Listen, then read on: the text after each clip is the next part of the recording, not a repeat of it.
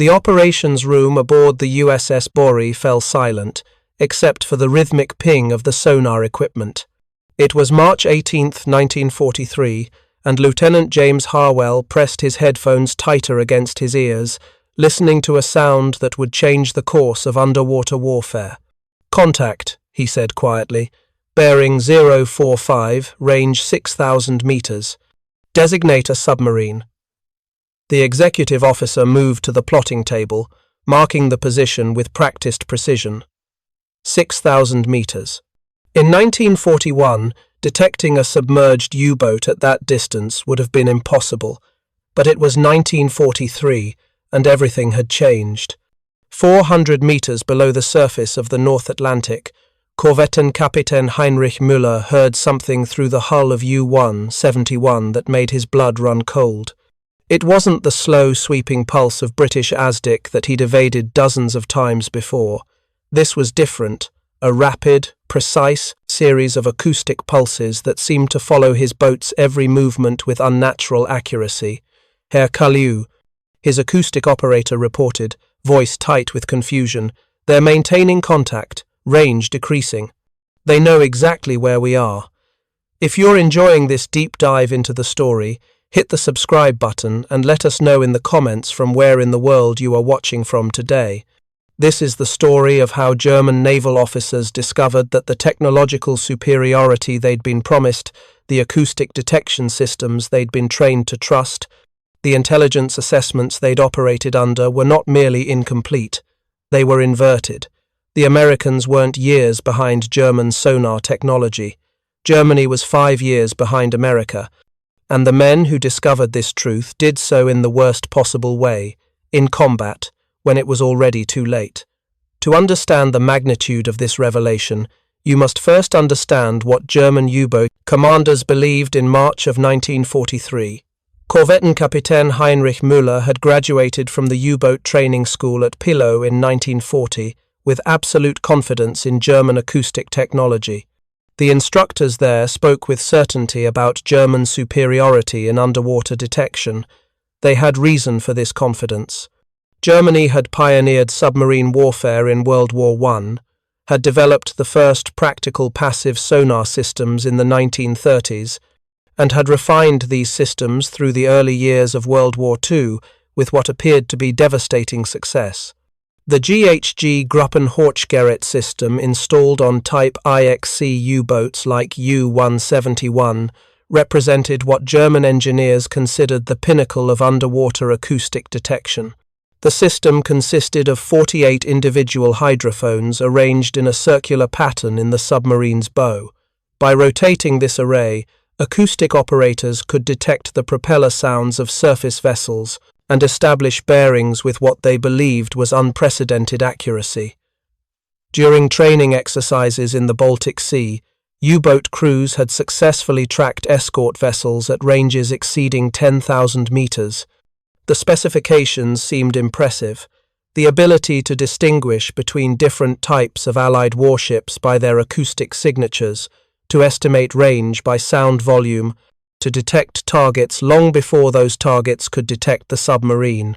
German naval intelligence had provided U-boat commanders with detailed assessments of Allied anti-submarine capabilities, and these assessments reinforced German confidence. British ASDIC, the echo-ranging sonar system deployed on Royal Navy escorts, was documented as having an effective range of approximately 2,500 meters under ideal conditions. In the rough seas of the North Atlantic, that range often dropped to 1,500 meters or less. The system required the escort vessel to be moving slowly, transmitted on frequencies that experienced U-boat commanders could detect and evade, and provided bearing information that was imprecise enough to make depth charge attacks largely a matter of educated guesswork combined with luck. The American entry into the war in December of 1941 had initially seemed to validate these assessments. During Operation Paukenschlag Drumbeat in early 1942, German U-boats had operated along the American East Coast with shocking impunity. The Americans appeared hopelessly unprepared. Their merchant ships sailed independently rather than in organized convoys. Their coastal cities refused to implement blackouts, silhouetting tankers and freighters against the lights of Miami, New York, and Charleston. American destroyer escorts were few in number, and their anti-submarine tactics seemed amateur compared to British procedures. Müller had participated in these early operations. In February of 1942, operating U-171 off the coast of North Carolina, he'd sunk 3 tankers in 5 days without even being detected by American patrols. The experience had reinforced everything he'd been taught. German acoustic technology was superior, German training was superior, and American naval capabilities were years behind the Kriegsmarine in underwater warfare expertise. The numbers supported this confidence. By March of 1943, German U-boats had sunk over 2,800 Allied merchant ships, totaling approximately 14.5 million tons of shipping. Admiral Karl Donitz's strategy of attacking Allied supply lines, the tonnage war, appeared to be working. For every U-boat lost, the Kriegsmarine was destroying merchant tonnage at a rate that, according to German calculations, would eventually force Britain to negotiate peace. The mathematics seemed clear. British shipbuilding capacity was estimated at approximately 1.2 million tons annually, while American yards were projected to reach perhaps 4 million tons by late 1943. U-boats were sinking ships faster than the Allies could replace them. German acoustic operators like Klaus Dietrich, who served as Müller's chief hydrophone technician on U-171, kept detailed logs of the acoustic signatures they detected.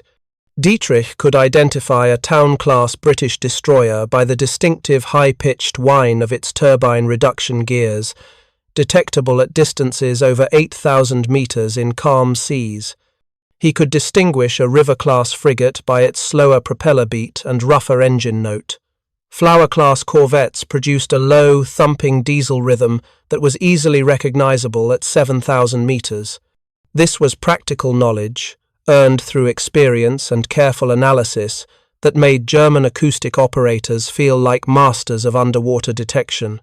The training Müller and his crew had received emphasized the systematic exploitation of Allied technological limitations. British ASDIC transmitted on a frequency of approximately 25 kHz, and the transmission itself was detectable by German passive sonar at ranges often exceeding the ASDIC's own detection capability. This meant U-boats could often detect that they were being searched for before the searching vessel actually located the submarine. Standard evasion tactics, diving deep, changing course, reducing speed to minimize propeller noise, were practiced until they became instinctive. German U-boat doctrine treated Allied anti-submarine vessels as predictable opponents whose capabilities were well understood and readily countered by proper submarine handling. Intelligence briefings before each patrol reinforced these tactical assumptions. Before Müller took U-171 out of the port of Lorient in March of 1943, he attended a standard operational briefing where the intelligence officer detailed current Allied anti-submarine capabilities. The British have approximately 200 escort vessels equipped with ASDIC, the officer explained, pointing to charts showing convoy routes. Effective range remains 2,500 meters maximum, usually much less in rough seas. Detection accuracy is poor, especially against a submerged U-boat taking proper evasive action. Their depth charges must detonate within approximately 6 meters of your hull to cause critical damage. 6 meters, gentlemen. In the vastness of the Atlantic Ocean, this represents a very small target zone. The briefing acknowledged that the Allies had developed RDF radio direction finding systems that could locate U-boats by their radio transmissions. But this was a known threat with established countermeasures. Keep transmissions brief, avoid patterns, use proper signal discipline. The briefing mentioned that Allied aircraft posed an increasing threat, particularly in coastal waters and around convoys. But the black gap in the mid-Atlantic remained beyond effective air coverage. In that vast expanse of ocean, U-boats could operate with relative freedom from aerial detection.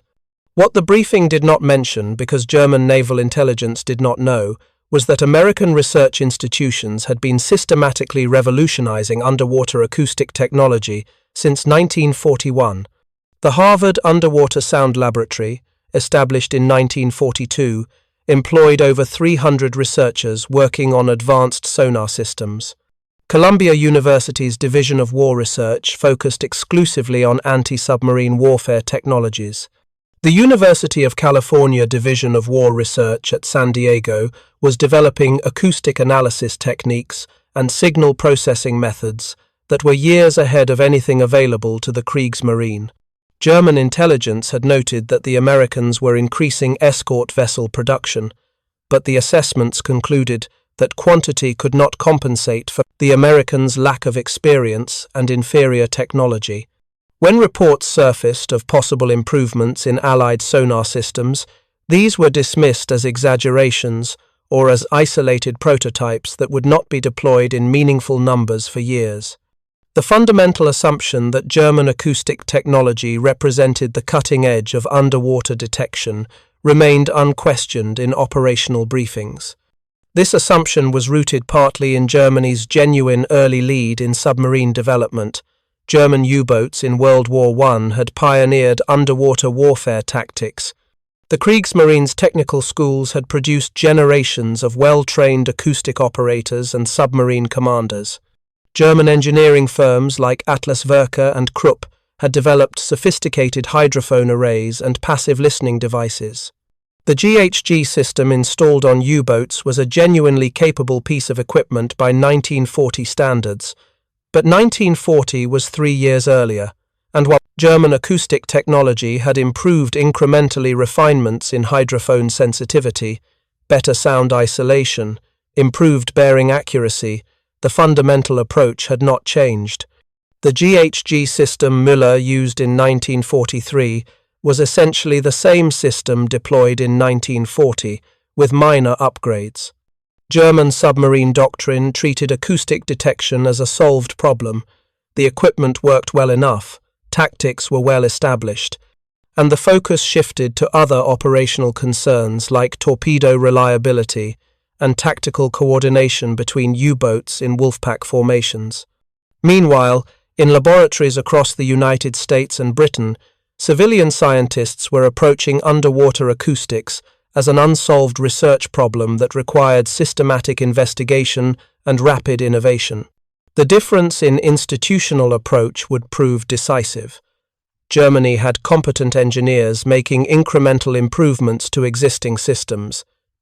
The Allies had research institutions treating every aspect of sonar technology as subject to fundamental reimagining: transducer design, frequency selection, signal processing, bearing discrimination, range determination, background noise filtering, target tracking algorithms. Müller knew none of this as he took U-171 out of Lorient on March 15, 1943. His mission orders were straightforward: join Wolfpack Löwenherz Lionheart in the mid-Atlantic, intercept convoy HX-229, expected to be defended by standard British escort groups with known capabilities and well-understood limitations. The weather forecast indicated moderate seas, good hunting conditions. Expected opposition: perhaps 4 to 6 escort vessels armed with conventional depth charges and ASDIC systems that could be detected and evaded using established procedures. As U-171 cleared the U-boat pens and submerged into the grey Atlantic, Dietrich sat at his hydrophone station, headphones pressed against his ears, listening to the ocean. Propeller sounds, bearing 270, range approximately 12,000 meters, he reported calmly. Single escort vessel, possibly a destroyer, moving on patrol pattern. No indication they've detected us. Excellent, Müller replied. We hear them long before they hear us, exactly as it should be. He had no idea that the confidence in his voice would be shattered within 48 hours. He had no idea that American engineers had already deployed acoustic detection systems that made his GHG equipment seem primitive by comparison.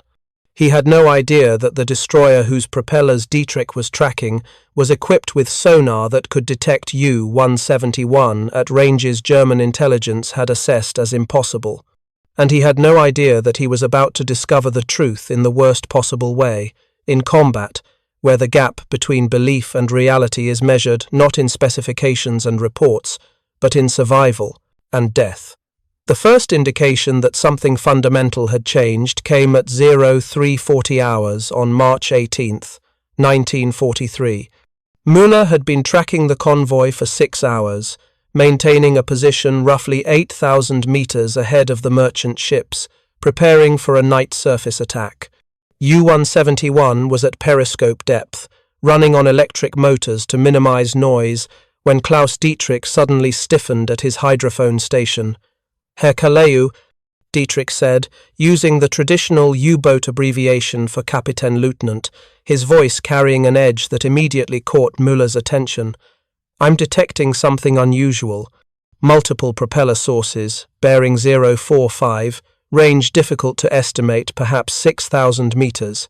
But there's something else. A sound I've never encountered before. Müller moved to the hydrophone station. Elaborate. 6 distinct propeller signatures. Escort group. But there's an additional acoustic signal. Kind of. Pinging. Not like British ASDIC. Different frequency, more powerful. And Herr Kaleu, the frequency is changing, rising and falling in a regular pattern. This isn't any Allied sonar I've been trained to recognize.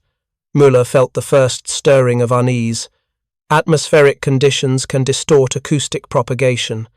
What's your confidence in the range estimate? That's the problem, sir.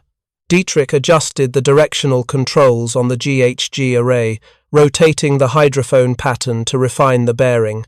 Based on propeller volume and this new signal strength, I calculate they're detecting us at our current depth and distance. But that's impossible.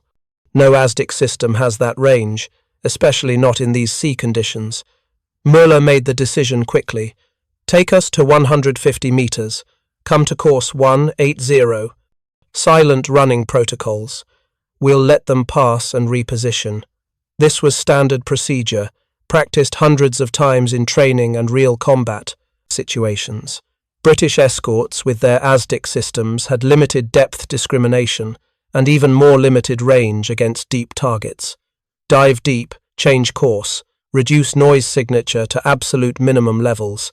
The escort would pass overhead, their sonar would lose contact, and the U-boat would slip away into the vast darkness of the Atlantic. It had worked countless times before. U-171 tilted nose down, diving toward the depths. The crew moved through silent running procedures with practiced efficiency, shutting down all unnecessary electrical systems, securing loose equipment, moving with exaggerated care to avoid any sound that might propagate through the hull. At 150 meters, Müller leveled off and waited. The pinging followed them. Not the slow, sweeping pattern of British ASDIC searching in an arc, hoping to stumble across a target. These were rapid, precise, aggressive acoustic pulses that seemed to adjust their search pattern to match U-171's evasive maneuvers. Dietrich's face had gone pale in the dim red lighting of the control room. Herr Kaleu, he reported, his voice carefully controlled but unable to hide the underlying tension. They're maintaining contact, not searching, tracking, range decreasing, bearing constant. They're coming directly toward our position. That's not possible, Müller said. But even as he spoke, he could hear it through the hull. The unmistakable sound of a destroyer's propellers, increasing speed, the bearing indeed constant, which meant the vessel was heading directly for them with the geometric precision that indicated not random search but active pursuit of a known target. All ahead full, turn to course 090. Take us to 180 meters. The depth gauge needle swung downward as U-171 dove deeper, approaching the maximum depth the Type IXC hull was rated to withstand. At 180 meters, the pressure hull creaked ominously, and every man in the crew knew they were pushing the limits of what the submarine could survive. In theory, This should make them invisible. No. Allied sonar system was supposed to maintain contact with a submarine at this depth and at this range. The pinging intensified.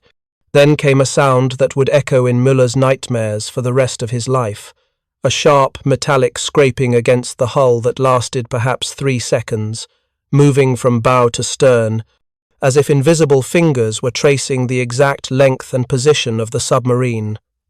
"Mein Gott?" Dietrich whispered. That sounded like they can see us. What happened next violated every principle Müller had been taught about Allied anti-submarine warfare. There was no pattern of depth charges dropped in a wide area in the hope of a lucky hit, no scatter of explosives based on estimated position and guessed at course.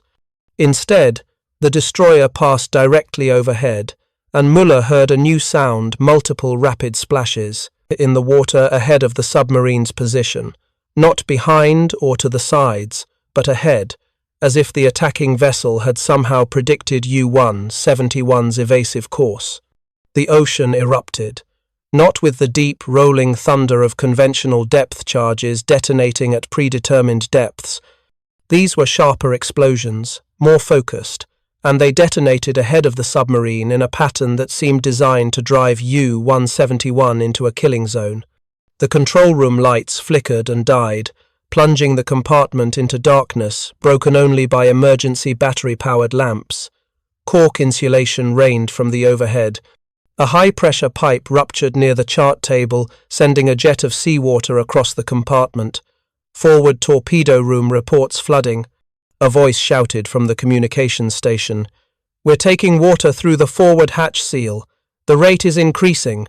More explosions. Closer now, the concussions powerful enough to lift the submarine and slam it back down, overpowering the control surfaces and sending U-171 into a steep downward angle.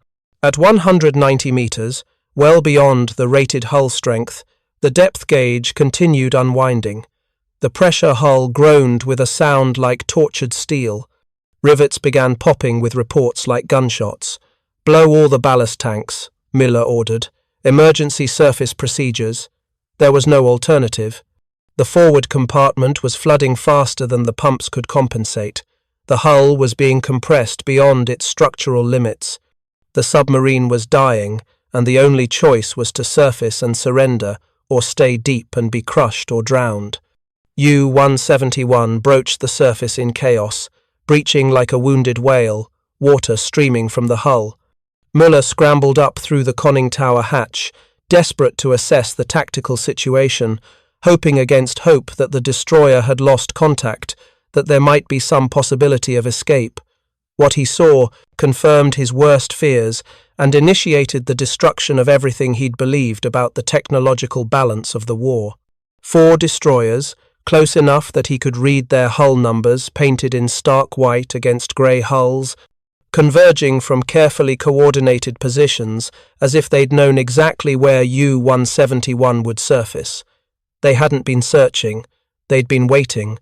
The nearest vessel, close enough now that Müller could see individual crew members on the deck, bore the designation DD-215, USS Bori. "All hands abandon ship," Müller shouted down the hatch. "Prepare to scuttle. We have perhaps 5 minutes." There was no question of fighting. U-171's deck gun crew couldn't reach their positions before the destroyers would blow the submarine apart. The forward torpedo room was flooded, eliminating any possibility of submerged escape. The hull had been compromised in multiple locations. The submarine was finished. The only question was whether the crew would survive. As German sailors scrambled from the flooding U-boat, the USS Bori approached with her crew, already lowering boats to retrieve prisoners. The Americans' movements were practiced, efficient, professional, the actions of men who had done this before, who had systems and procedures for recovering U-boat crews because they'd had enough practice to develop those procedures. Within 20 minutes, Müller and his surviving crew, 43 men, having lost 5 in the initial attack and flooding, were aboard the American destroyer, soaked, exhausted, and completely disoriented by the speed and precision of their defeat. If you find this story engaging, please take a moment to subscribe and enable notifications. It helps us continue producing in-depth content like this. Müller was taken to the Bore's wardroom along with his officers, while the enlisted crew was secured in other compartments. A young American lieutenant commander introduced himself as the vessel's executive officer. He spoke German with an accent, but with sufficient fluency to conduct the interview without a translator. "Coffee?" the American officer offered, gesturing toward a pot sitting on a small electric warmer. "I imagine you've had a difficult morning." Müller refused, maintaining what remained of his dignity. "Under the Hague Convention regarding treatment of prisoners of war." Yes, the American interrupted, not unkindly. "You're prisoners of war, entitled to proper treatment under international law, not required to provide information beyond name, rank, and serial number. We'll follow the rules, Captain. But first, I'm genuinely curious, what did you think of our sonar?" The question struck Müller as oddly specific. "Your detection system was effective." Effective. The American smiled, an expression that held no malice but something that might have been professional pride. "That's diplomatic, Captain. You were operating under certain assumptions about American sonar technology, weren't you?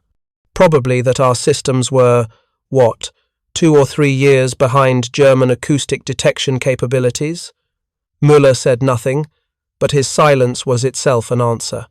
The executive officer unrolled a paper across the wardroom table, a detailed chart showing a submarine's precise course plotted at regular intervals, with depth changes marked, direction changes noted, even the timing of the attempted evasion recorded with what appeared to be minute-by-minute accuracy. "This is you, Captain. This is U-171 from the moment you entered our detection range at approximately 6,200 meters until you surfaced. We tracked every course change you made, every depth adjustment, maintained contact through your deep dive to 180 meters. Your position was known to us with an accuracy of approximately 50 meters throughout the entire engagement." "That's not possible," Müller said. "No sonar system has that range and accuracy." "The QC sonar system does," the American replied. He pulled out a technical manual and opened it to a specifications page marked confidential. Müller found himself looking at acoustic detection range charts that showed capabilities far exceeding anything in German intelligence assessments. Developed at the Harvard Underwater Sound Laboratory, installed on American escort vessels starting in early 1942. Effective range for passive detection, 2,500 meters under poor conditions, up to 12,000 meters in optimal acoustic environments. Active ranging, the pinging you heard effective to 4,000 meters in standard North Atlantic conditions, up to 6,000 meters when sea state and thermal layers are favorable. Müller stared at the specifications, his mind struggling to process information that contradicted 3 years of training and operational experience. German intelligence assessed American sonar as inferior to British systems. "We were told your maximum range was perhaps 3,000 meters, less than British ASDIC. Your intelligence was wrong." The executive officer's tone was matter-of-fact rather than triumphant. "But that's not what detected you initially, Captain. Before we ever went active with the ping sonar, we'd already located you using passive arrays. You were using your GHG system, your Gruppenhochgerät hydrophone array, to listen for our propellers, correct?" "Of course. Standard procedure. Every time you rotated that array, every time you used it to take a bearing, you were transmitting acoustic energy, low level, but detectable with sufficiently sensitive passive receivers. We detected your listening emissions before you detected our propellers. You were announcing your presence while trying to hide. Your own detection system was compromising you." The revelation hit Müller like a physical blow. The GHG system, the acoustic detection array that German acoustic operators trusted implicitly, that had seemed to give U-boats a decisive advantage in detecting surface vessels before being detected was actually making submarines more vulnerable to an enemy with better passive receivers. No one told us this was possible, because your naval intelligence didn't know. The American poured himself coffee, and the casual normalcy of the gesture somehow made the technical revelations more devastating. Let me give you some historical context, Captain. The United States began developing underwater acoustic technology in 1917 during the last war. The first U.S. submarines equipped with listening devices were operational in 1918. After Pearl Harbor, we had 43 separate research institutions working on sonar improvements: Harvard, Columbia University, the Massachusetts Institute of Technology, the University of California at San Diego. Do you know how many acoustic engineers and physicists America has working on this problem, Captain? Muller shook his head. Neither do I exactly, but the number runs into the thousands. Your U-boat intelligence briefings probably characterized the Americans as amateurs in submarine warfare, correct? Industrial giants, perhaps, good at building ships in quantity, but lacking the expertise and experience of the Kriegsmarine? That was the assessment, yes. The assessment was catastrophically wrong. The American pulled out more documentation, technical papers, research summaries, production reports. Let me show you what really happened here. The weapon that initially damaged your submarine wasn't a conventional depth charge, it was a Hedgehog, a forward-throwing anti-submarine projector. It fires 24 contact-fused projectiles in an elliptical pattern ahead of the attacking vessel. Maximum range, 250 meters. Unlike depth charges that use hydrostatic pressure fuses and detonate at preset depths, Hedgehogs only explode on direct contact with a submarine's hull. He placed a schematic of the weapon on the table. The design was brilliant in its cruel efficiency. Small projectiles thrown ahead of the attacking vessel so that the destroyer didn't have to pass over the submarine before attacking. Each projectile armed with a contact fuse that eliminated the warning a U-boat crew would normally receive from depth charges exploding nearby. No warning, no chance to take last-second evasive action. Just direct hits or complete misses. We had 93 Hedgehog-equipped vessels operational by January of 1943, the American continued. Current production rate is approximately 20 complete systems per month. When guided by our improved sonar systems, success rate per attack runs close to 30%. Compare that to conventional depth charge attacks, which historically achieved approximately 5% success rate. The improvement isn't incremental, Captain. It's revolutionary. This is propaganda, Muller said, but the words sounded unconvincing even to himself. I wish it were. The American's expression turned almost sympathetic. It would make this war simpler if you were the existential threat we feared in 1940. But Captain Muller, Germany lost the underwater technology race. You lost it sometime in 1941, and your operational successes in 1942 masked the fact that the technological gap was widening against you every month.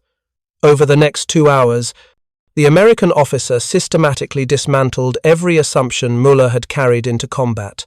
The presentation was methodical, almost academic, backed by technical documents and production figures that had the weight of bureaucratic truth rather than wartime propaganda.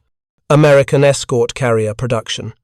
Not the handful German intelligence had predicted, but 50 carriers completed or under construction by the end of 1943, each one capable of closing a portion of the black gap in mid-Atlantic air coverage that U-boats had relied upon for operational sanctuary.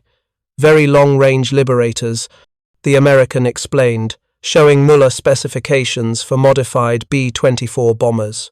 Range, 2,300 nautical miles. We're flying convoy escort missions 800 miles from the nearest shore base. Where do you hide now, Captain? The gap is closing. By mid-1944, there won't be any Atlantic waters beyond our air coverage. Radar specifications proved even more devastating. The American described centimetric radar operating at 10 centimeter wavelength instead of the 1.5-meter systems German METOX receivers were designed to detect. "Your radar warning receivers are blind to this frequency," the American explained with clinical precision. "You're sailing on the surface at night, thinking you're invisible because your METOX isn't detecting anything, while we're painting your exact position on our radar screens from 20 miles away. You're not hiding, Captain. You're just unaware that you're visible." The production numbers crossed the line from concerning to incomprehensible. In 1942, the United States launched 746 major warships. How many did Germany launch that year? Müller didn't know the exact figure, but understood it was far less. 161, the American provided. This year, 1943, we're projecting over 1,100 American warships. That includes fleet carriers, escort carriers, battleships, cruisers, destroyers, and destroyer escorts. How many U-boats can your shipyards produce? 20 per month? Approximately, Müller admitted. We're building escort vessels at a rate exceeding 50 per month. Just destroyer escorts, the DE-class ships specifically designed for anti-submarine warfare. We'll have 400 of them commissioned by the end of 1943. 400 ships designed exclusively to hunt submarines, each equipped with the sonar and weapons systems I've described. How do you fight those numbers, Captain? Müller had no answer. But the tonnage war, he said finally, grasping for the strategic justification that had sustained U-boat operations even as individual losses mounted. We're sinking merchant ships faster than you can replace them. Admiral Dönitz's strategy is failing. The Americans' interruption was gentle but absolute. 1942 Allied merchant ship construction, 7.3 million tons. U-boat sinkings that same year, 6.2 million tons. You weren't even breaking even last year, Captain. 1943 projected Allied merchant ship construction, 12 million tons. At current sinking rates, which are actually declining as our escort capabilities improve, you're losing the tonnage war. You're not even close to winning it anymore, and the curve isn't flattening. It's accelerating against you. The American paused, studying Müller's face. Why am I telling you all this? Because you're going to a prisoner of war camp. You'll meet other U-boat commanders there. Some will refuse to believe what I've told you today. They'll dismiss it as American propaganda, psychological warfare, and attempts to demoralize captured officers. But some of them, the ones who survive the next few months and get captured themselves, they'll confirm everything I've said. They'll tell you about being detected at impossible ranges, about attacks that came with precision that seemed supernatural, about escort groups that operated with coordination suggesting detection and communication systems you didn't know existed. And you'll remember this conversation in the Borries wardroom, and you'll know that in March of 1943, an American officer tried to explain why the Kriegsmarine's technological advantages were illusions. The transfer to the prisoner of war camp in Virginia consumed 3 weeks aboard a transport vessel. During the crossing, Müller was interrogated multiple times by U.S. Navy intelligence officers. The interrogations weren't conducted with threats or coercion, but with technical specifications, production charts, and strategic assessments that seemed designed less to extract information than to educate. For every question Müller declined to answer on grounds of military security, the interrogators provided information about Allied capabilities that left him increasingly shaken. At Fort Meade POW camp in Maryland, Müller encountered something that accelerated his psychological transformation. Other German officers who had experienced similar revelations. The camp housed Luftwaffe pilots shot down over Europe, Wehrmacht officers captured in North Africa, and a growing number of Kriegsmarine personnel whose vessels had been sunk with the same systematic efficiency that had destroyed U-171. In the officers' barracks, Müller met a Luftwaffe major named 24 Piet, Ernst Weber, who had been shot down over France in January of 1943. Weber had flown Focke-Wulf 190 fighters, aircraft German pilots considered superior to most Allied fighters in European skies. Then he'd encountered American P-47 Thunderbolts aircraft with capabilities. German intelligence assessments had drastically underestimated. 8 50mm machine guns, Weber said quietly one evening, sitting on his bunk in the barracks they shared. 2,500 rounds of ammunition. They could sit outside our effective range and simply destroy us with a volume of fire. And the performance maximum speed 430 miles per hour, service ceiling 43,000 feet. Our FW-190s topped out at 408 miles per hour. We thought we had the advantage. We were wrong. A panzer commander named Hauptmann Otto Schneider described watching Tiger tanks, Germany's supposedly invincible heavy armor, being systematically destroyed by coordinated American artillery and air attacks. The Allies don't fight the way we expected, Schneider explained. They don't try to match our tanks one-on-one. They coordinate air support, artillery, infantry, armor into integrated operations with radio communication and fire control systems that let them mass firepower with precision we can't counter. It's not that their individual tanks are better, though some are quite capable. It's that their system of combined arms warfare is more sophisticated than anything we trained to face.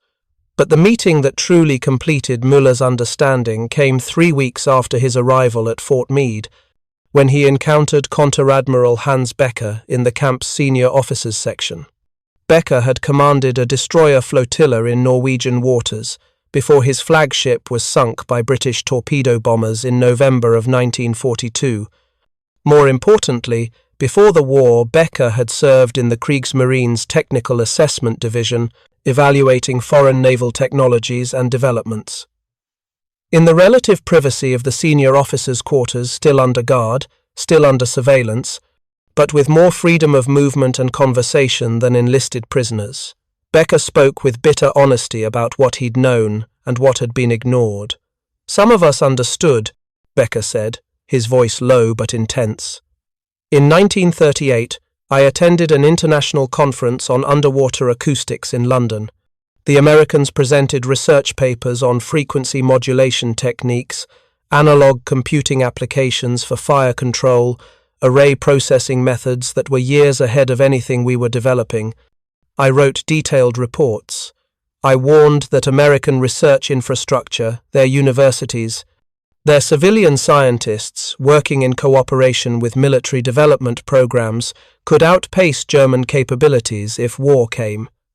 What happened to those reports? Müller asked. They were filed.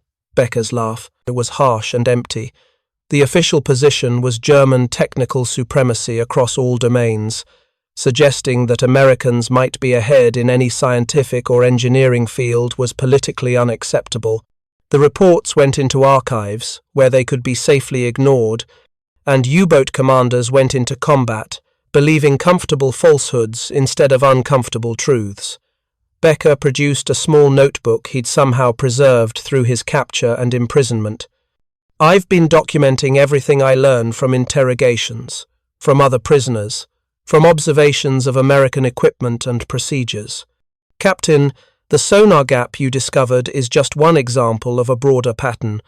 The Americans have something called a proximity fuse, a radio transmitter small enough to fit inside an artillery shell that automatically detonates the shell when it passes within lethal range of a target. They're using these in anti-aircraft guns. Do you understand the implications? They've solved the fundamental problem of hitting aircraft with artillery by putting electronics inside projectiles. We're still using timed fuses and optical predictors. Over the following months, Müller met more captured officers, each carrying pieces of a larger picture. The Americans had developed the Norden bombsight, an analog computer that calculated bomb trajectories accounting for wind, airspeed, altitude, and ballistic properties with accuracy that made precision bombing from 20,000 feet feasible. They had deployed Loren long-range navigation using radio beams to give bomber crews positioning accuracy within 1 mile over distances of thousands of miles.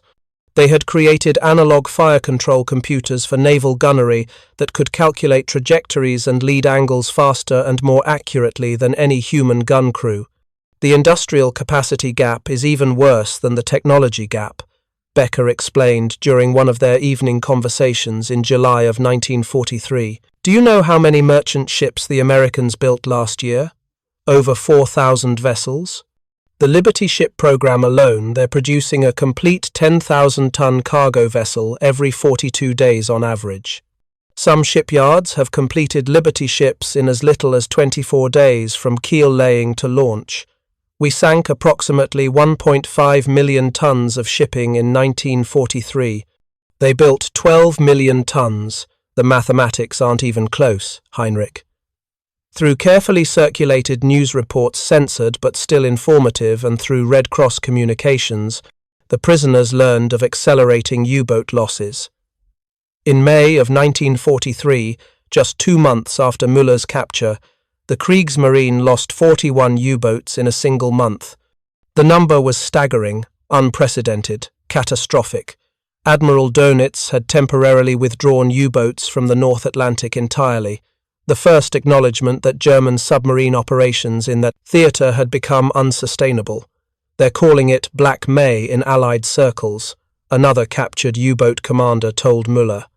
Korvettenkapitän Friedrich Steinhoff had survived the sinking of U-209 in June of 1943, rescued from the Atlantic by a British destroyer after his submarine was destroyed by a coordinated air and surface attack. Every tactical innovation we thought would restore the balance, the T-5 acoustic torpedo, the Schnorchel breathing apparatus, improved radar detectors, the Allies counter within weeks or months.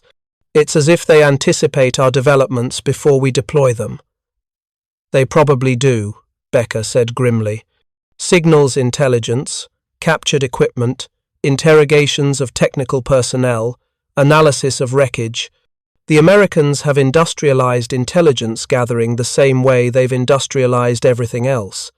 They treat information as another resource to be systematically collected, analyzed, and exploited. In August of 1943, American interrogators brought Müller a document that crystallized the technological disparity in one devastating assessment. The official U.S. Navy evaluation of German sonar technology, dated July 1943, classification marked confidential, but apparently cleared for showing to selected prisoners as part of the psychological warfare program. The report was clinical, almost dismissive in tone.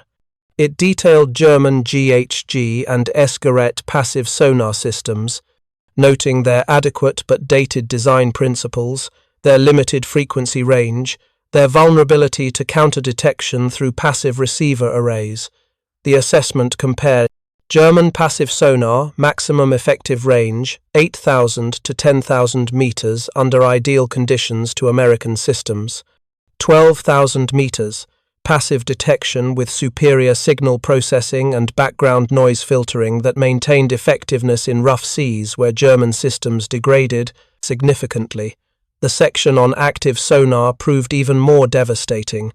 German active sonar, which U-boats possessed but rarely used because the transmission revealed the submarine's position, had an effective range of approximately 3,000 meters. American QC active sonar, up to 6,000 meters using the new magnetostriction transducers that generated more powerful acoustic pulses and received reflected echoes with greater sensitivity. Then came the sentence that broke something fundamental in Müller's understanding. German active sonar technology appears roughly equivalent to British Type 128 systems deployed in 1938. 5 years. The technology German U-boat commanders had trusted the systems they believed represented the pinnacle of underwater acoustic detection was comparable to what the British had been using before the war even started. 5 years behind, and not because German engineers were incompetent, but because the Allies had continued innovating while German development had largely stagnated after early successes. The report included a historical analysis section that explained the institutional factors underlying this disparity.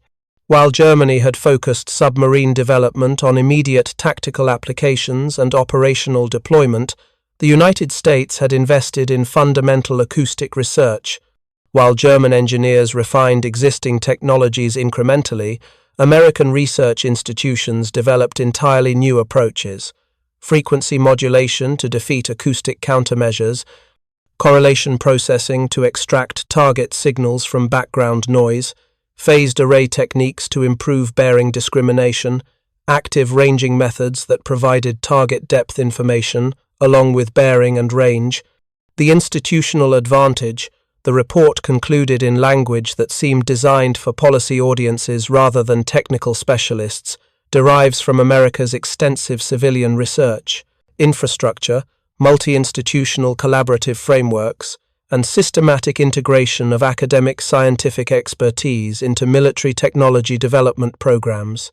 German submarine technology benefits from centralized control structures and clear tactical focus, but lacks the broad scientific foundation and institutional flexibility supporting Allied anti-submarine warfare capabilities.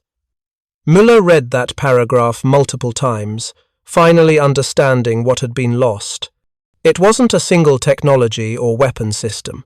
It was an entire approach to technological warfare, one that mobilized university research communities, leveraged industrial production capacity, treated technology development as a systematic collaborative process rather than a series of isolated engineering projects, and maintained institutional mechanisms for rapid innovation and deployment of new capabilities. By late 1943, the pattern was undeniable to anyone willing to acknowledge reality. Every month brought reports of more U-boat losses, more failed patrols, more commanders who departed on operations and never returned. The men Müller had trained with at Pillow, the crews he'd shared drinks with in Lorient's officer clubs, were dying in the Atlantic at a rate that made the submarine campaign mathematically unsustainable. "We're losing approximately 15 U-boats per million tons of merchant shipping sunk," Becker calculated one evening in November of 1943, working through figures obtained from Red Cross communications and carefully parsed news reports. In 1942, the ratio was roughly 7 U-boats per million tons. The exchange rate is worsening dramatically. At current loss rates, the operational U-boat force will be functionally destroyed by mid-1944, even if construction continues at maximum capacity. His projection proved conservative. By war's end, of approximately 830 U-boats deployed, operationally, 754 were lost, a destruction rate exceeding 90%. Of roughly 40,000 U-boat personnel who served on operational patrols, approximately 28,000 died a casualty rate above 70%, the highest of any German military service. These numbers would have seemed impossible in March of 1943, when Müller had departed Lorient with absolute confidence in German technical superiority and the ultimate success of the tonnage war strategy. Now, imprisoned in Maryland with access to information that commanders still at sea lacked, he could see the mathematical inevitability of German defeat in the Atlantic campaign. The psychological cost of this knowledge extended beyond personal humiliation or the shock of captured military personnel learning they'd lost. Müller had commanded men in combat based on assumptions that were systematically false. He'd made tactical decisions, trusting intelligence assessments, that were not merely incomplete, but inverted.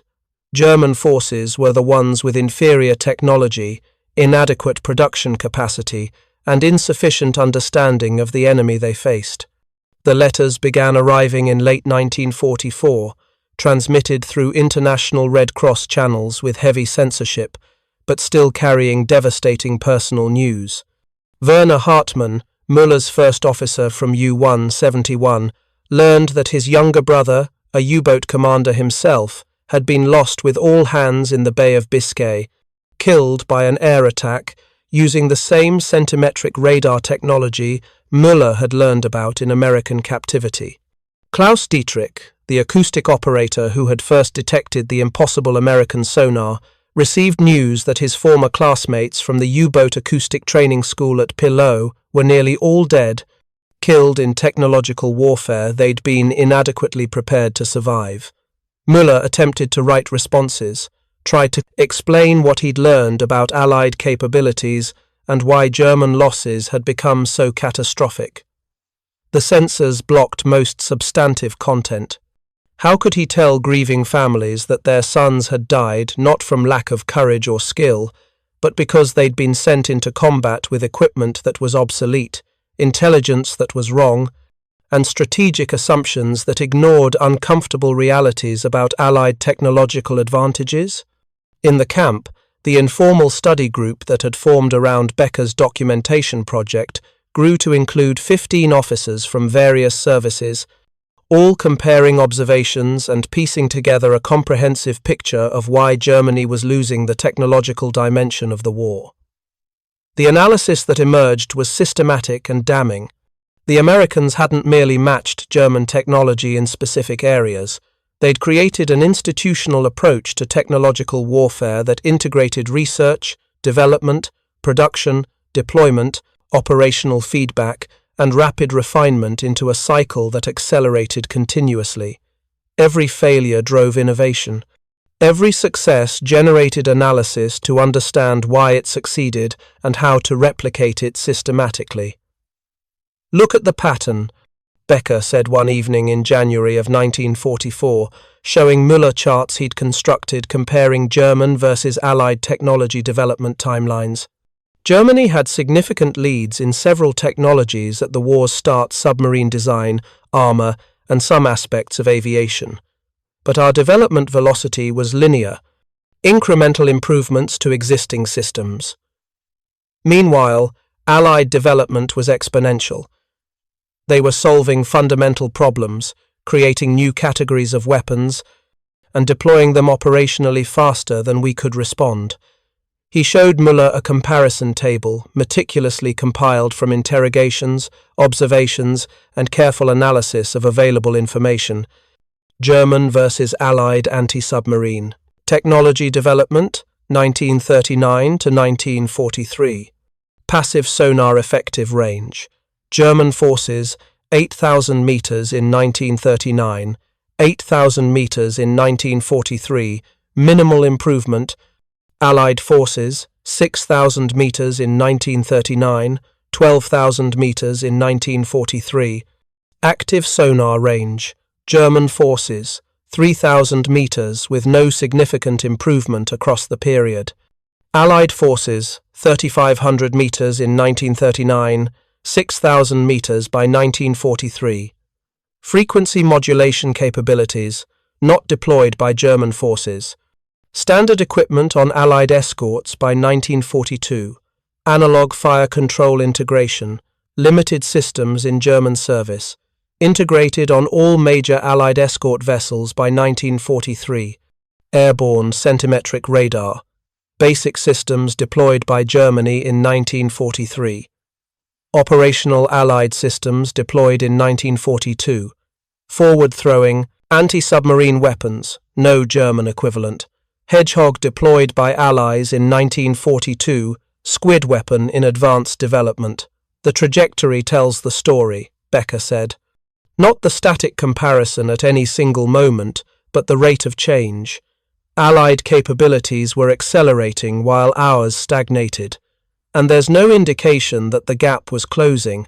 Every intelligence report, every prisoner's account, every observation suggests it was widening. The industrial production numbers only reinforced this conclusion. By 1944, prisoners with access to American newspapers and magazines, censored but still informative, learned that U.S. escort vessel production had peaked at 91 destroyers, destroyer escorts, and frigates completed in the single month of November 1943, 91 major anti-submarine warfare vessels in 1 month. Germany's total naval production for the entire year of 1943 was approximately 140 major surface vessels and submarines combined. They're building escorts faster than we can train U-boat crews to man new submarines, Steinhoff observed with bitter accuracy.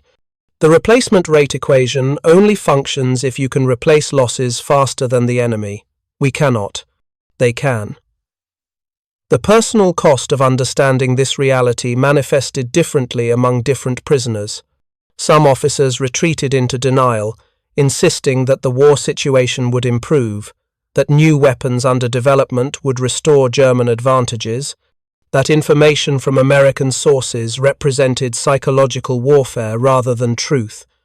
Others became consumed with anger, rage at the leadership that had sent them into combat with inadequate equipment, faulty intelligence, and strategic assumptions divorced from reality.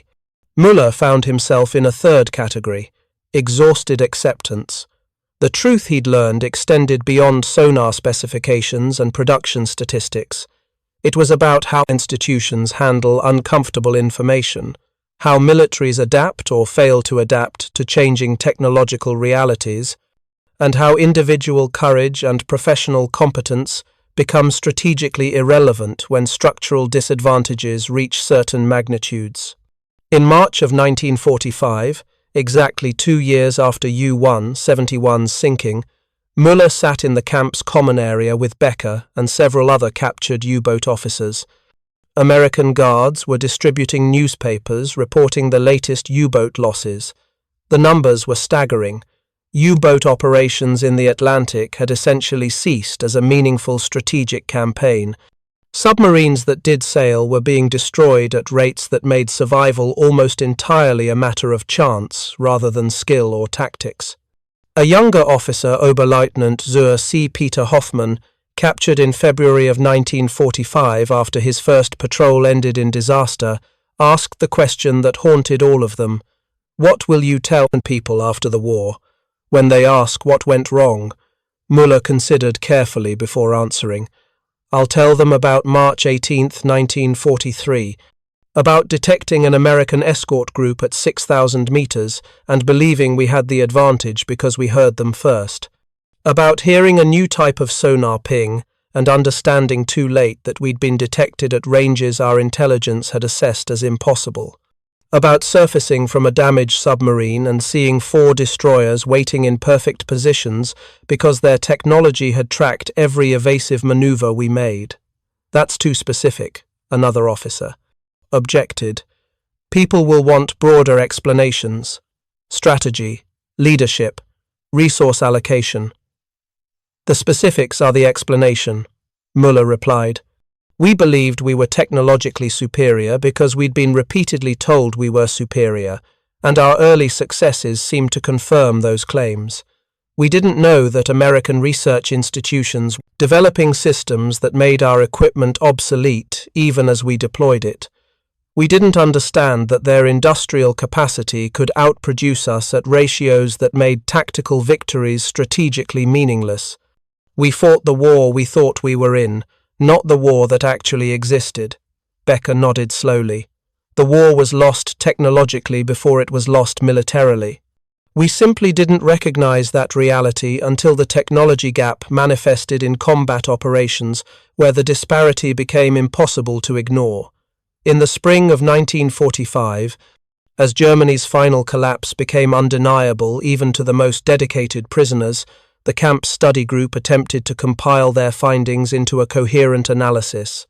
Becker's notebook had grown to over 200 pages of handwritten documentation. The summary conclusions were stark. Germany had lost the technological war not because German engineers were incompetent, but because Allied institutional approaches to research, development, and deployment created systematic advantages that individual German technical achievements couldn't overcome. The sonar gap, the radar gap, the production gap, the signals intelligence gap, all were manifestations of structural differences in how the opposing sides organized technological innovation.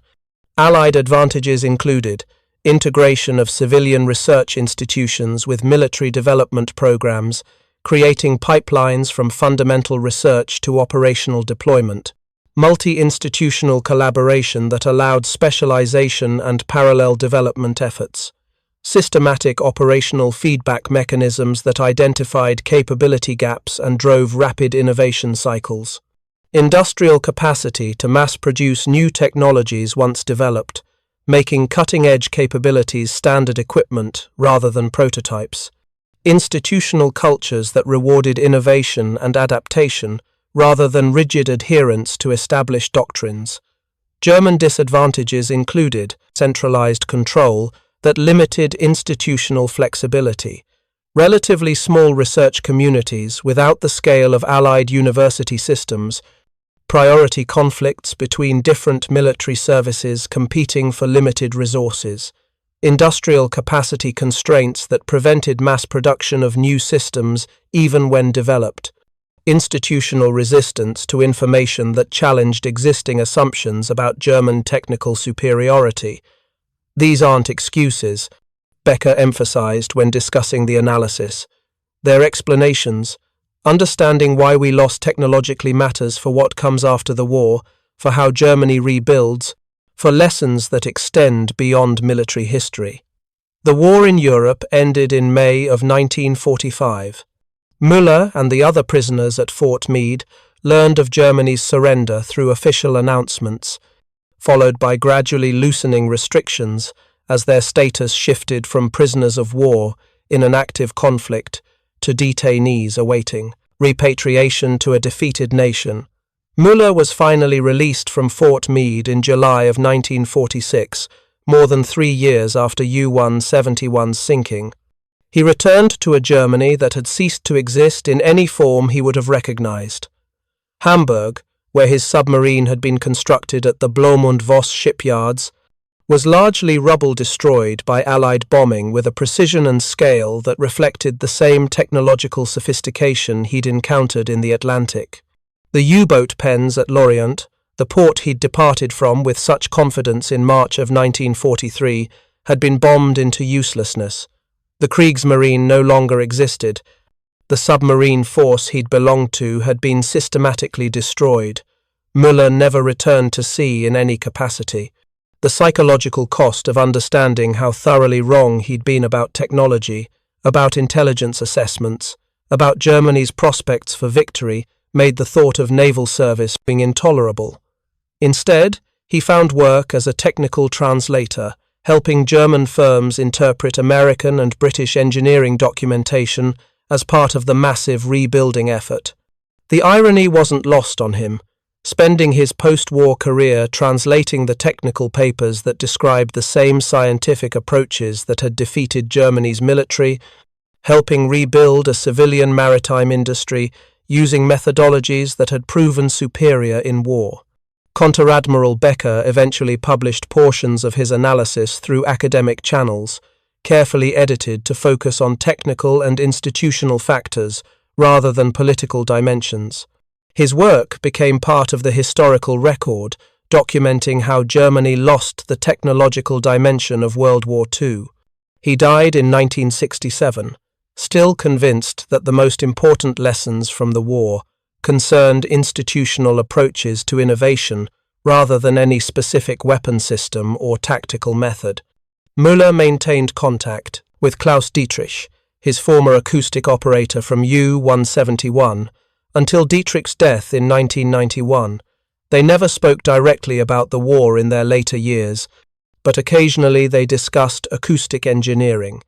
Dietrich had become a civilian sonar technician working on commercial fishing vessel equipment, and in those technical conversations, the shadow of what they'd learned in 1943 was always present. The younger generations would sometimes ask what it had been like to serve in U-boats during the war. Müller found these conversations difficult. He could explain the technical systems, how submarines functioned mechanically, how acoustic detection worked in principle, what tactical procedures governed underwater operations, but he rarely discussed the psychological experience of discovering that everything you believed about your technological advantages was wrong, that you'd been sent into combat with equipment that was obsolete before you deployed it, that your skill and courage were meaningless against an enemy with systematic structural advantages you'd never been prepared to recognize. The lesson extended beyond military history. It was about how institutions handle uncomfortable truths, how propaganda can be more dangerous than enemy weapons when it prevents accurate assessment of real capabilities, and how the most devastating defeats come not from superior enemy courage, but from superior enemy systems that you didn't understand existed until confronting them in circumstances where that ignorance proves fatal. In March of 1943, Heinrich Müller had believed German sonar technology represented the pinnacle of underwater acoustic detection capabilities. By March 18th of 1943, approximately 48 hours later, he knew that Germany was 5 years behind Allied systems. The gap between those two states of understanding was the gap between confidence and reality, between what German naval officers had been told and what was actually true about the technological balance of the war. That gap cost 28,000 U-boat crewmen their lives over the course of the war. It cost Müller the certainty he'd carried into combat, the confidence he'd felt as a submarine commander operating what he believed was the most sophisticated weapons system in its domain.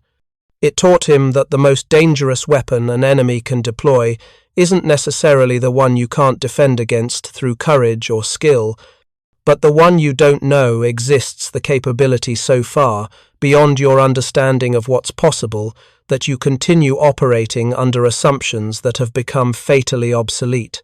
The Americans hadn't just built better sonar. They'd built an entire system for creating better sonar and better radar, better weapons, better fire control, better signals intelligence, faster than Germany could understand what was being developed, let alone counter it.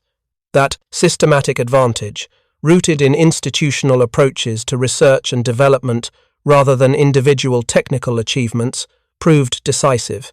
Müller lived until 1998, long enough to see the Cold War end and Germany reunified. In his final years, he would occasionally read accounts of modern naval technology, digital sonar systems, satellite navigation, computer-controlled weapons, and recognize the same pattern that had defined his wartime experience. The decisive advantages go to the forces that systematically innovate, not merely to those who possess specific technologies at any given moment. The lesson from March 18, 1943 remained constant. Confidence in technological superiority means nothing if that confidence is based on incomplete information, outdated assessments, or institutional unwillingness to acknowledge uncomfortable realities about relative capabilities. The gap between belief and reality measures not in technical specifications, but in lives lost and wars decided before the participants fully understood what they were fighting against. Heinrich Müller had entered combat believing he commanded one of the most sophisticated weapons systems in existence, equipped with detection equipment that gave him decisive advantages over his enemies. He'd learned otherwise in the worst possible way through defeat in combat, followed by imprisonment where the true scope of his misunderstanding became impossible to deny. That knowledge never left him, neither did the question that haunted his remaining decades. How many men died because institutional systems prevented accurate understanding of Allied technological capabilities until it was far too late to matter? The answer, he knew, was measured in the thousands of empty bunks in U-boat quarters that would never be filled again, in the families that received official notifications of sons and brothers lost at sea, in the submarines that departed on patrol and simply vanished into an Atlantic Ocean that had been transformed from hunting ground to killing zone by technological developments German commanders hadn't known existed. In the end, the most sophisticated sonar system wasn't the one with the longest range or the best bearing discrimination. It was the one backed by institutional systems that could continuously improve it, mass-produce it, deploy it operationally, learn from its use in combat, and develop the next generation before the enemy fully understood the current one. That systematic advantage proved more decisive than any individual technical specification. And by the time German U-boat commanders like Heinrich Müller discovered this reality, they discovered it while surfacing from damaged submarines, surrounded by enemy destroyers, their crews preparing to abandon ship, their confidence in German technological superiority sinking as surely as the submarines they'd commanded. The truth was 5 years behind schedule. 28,000 men paid the price for that delay. Thank you for watching. For more detailed historical breakdowns, Check out the other videos on your screen now, and don't forget to subscribe.